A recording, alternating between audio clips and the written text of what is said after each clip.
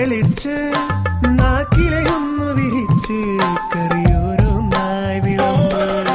കുന്നല്ലരിയുടെ ചോറിൽ നറുനെയ്യൊരു തുള്ളി ഒഴിച്ച് നന്നായി വെന്ത പരിപ്പും കൂട്ടി ഓണസദ്യ വിളമ്പ്.